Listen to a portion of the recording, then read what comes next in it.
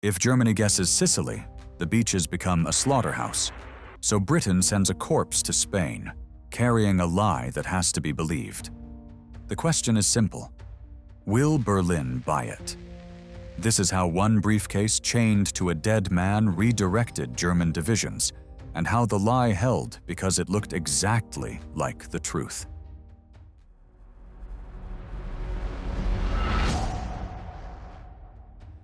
In early 1943, Allied planners had no clean solution. The next major operation would target Sicily, but a fully alerted Axis defense on those beaches would cost the first wave everything. German attention had to be somewhere else: Greece, Sardinia, anywhere but Sicily. The question was how to make Berlin believe it without handing them a reason to doubt. Naval intelligence officers, Ewan Montague and Charles Cholmondeley, had a proposal. Place a body in the water off the Spanish coast, carrying forged letters that pointed toward Greece and Sardinia. Spain maintained official neutrality, but leaked selectively to German intelligence. If a British officer washed ashore with high-level correspondence, the Abwehr would photograph the contents and pass copies to Berlin. The channel was known and predictable, and that predictability was the mechanism. Three things had to work. The body had to be convincing as a man who had drowned at sea. The documents had to read as genuine staff correspondence. And the Spanish had to handle the discovery exactly as they always handled such things, with enough curiosity to ensure German access before returning the papers through official channels. If Spain handed the briefcase straight to the British vice consul without opening it, no one would read the letters. If the body's condition didn't match the stated timeline, a Spanish forensic examiner might file a report that reached the wrong desk. If the Abwehr decided the whole thing was planted, Sicily would become a trap set against the Allies themselves. At St. Pancras Coroner's mortuary, with the cooperation of the coroner, they obtained the body of Glyndwr Michael, a civilian whose unremarkable death could be reframed as drowning at sea. His anonymity made him useful. A life was constructed around him. He became Major William Martin, Royal Marines, a staff officer with reasons to travel. A fiancée's photo went behind his identity card. Theater stubs and a slight bank overdraft went into his wallet. An overdue bill was folded into a pocket. None of it was dramatic. All of it was ordinary, and ordinary is what makes a man real to a foreign intelligence service reading a dead man's papers. The briefcase held the main document: a letter from Sir Archibald Nye, Vice Chief of the Imperial General Staff, to General Alexander, written in the flat tone of staff correspondence, and seeded with references to operations targeting Greece and Sardinia. The language made no bold claims. It left gaps. German analysts would fill those gaps with their own assumptions, and a conclusion reached independently is harder to doubt than one delivered directly. Every physical detail was worked to forensic level. Someone held the Nye letter and folded it the way a staff officer folds correspondence across weeks of use. Not once, cleanly, but with the slight irregularity of repeated handling.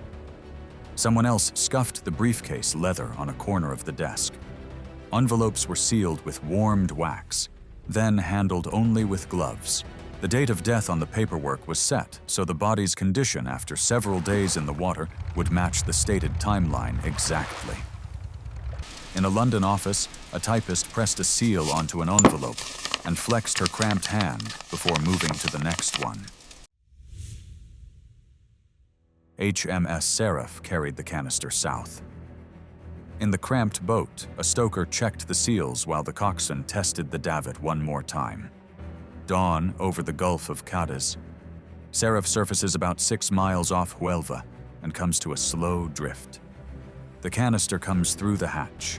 Hands work quickly in the gray light, unlocking, dressing the body in uniform, fitting the life jacket, securing the briefcase chain to the belt with the handcuff. One mistake here, and it isn't a drowning anymore. It's a plant. On the order, the crew eases Major Martin over the side and gives a final push into the current. The only sound on the bridge is the slap of the swell against the hull. Seraph goes under. The tide takes him toward shore. If the current runs wrong and the body washes out to sea, the whole operation disappears with it. On May 1st, 1943, fishermen near Huelva spot a uniformed body. Local authorities recover it, and the briefcase passes into Spanish naval custody. The British vice-consul is notified and requests return through official channels, a request processed at exactly the pace Spanish procedure requires. If the case comes back within hours, it means nobody opened it. The operation waits on Spanish curiosity doing what it always does. Behind closed doors, German contacts gain access. An Abwehr officer arranges for the letters to be photographed page by page. If the wax edge shifts by a millimeter on resealing, Berlin won't just read the letters, they'll smell the trap. The papers go back into the case. The case is resealed as close to original condition as possible. The photographed copies reach Berlin. An analyst reads the Nye letter once, then again. The tone is right. Flat, procedural, the kind of correspondence that doesn't try to impress. The references to Greece and Sardinia are not headlines, they're asides, the sort of thing a general mentions because the recipient already knows the context. That texture is what makes it land. A bold claim invites challenge. A casual aside confirms what the reader already suspects. The analyst underlines two phrases and writes a summary. The summary reaches a section chief who reads it against existing estimates. Estimates that already suggested the Allies might feint toward Sicily. The letter fits. It doesn't contradict anything. It completes a picture the German staff had been building from other sources for weeks. The section chief marks the summary, revises the estimate, and passes it up. At the operations level, a pencil circles Greece on a wall map. Orders go out. Reinforcements move toward Greece and Sardinia. Sicily is downgraded from primary target to probable cover operation. The briefcase is returned to the British vice-consul through official Spanish channels. In London, experts examine folds and fibers under magnification. The seals show handling. The reassembly is not perfect. The operation has worked. Before a single Allied soldier boards a landing craft for Sicily, ultra reporting indicated German units repositioning toward Greece and Sardinia. The deception had been confirmed by its own echo. On the nights of July 9th to 10th, 1943, Operation Husky puts Allied forces ashore in Sicily. The defense is present but stretched. Assets repositioned toward threats that do not exist. Command attention divided across the Mediterranean. The landings meet resistance, but not the concentrated defense a fully alerted Axis would have prepared. The first days go better than the most cautious Allied estimates had projected. Major William Martin is buried in Huelva with Royal Marines honors. His documents are gone. His purpose is complete. The briefcase that began as scuffed leather and a careful crease had moved divisions. In 1996, the Huelva gravestone was annotated to name Glyndwr Michael, the man whose anonymity had made the whole thing possible. A deception holds when it looks like the enemy's own paperwork and confirms what they already half believe. The Germans didn't believe the letters because they were clever forgeries.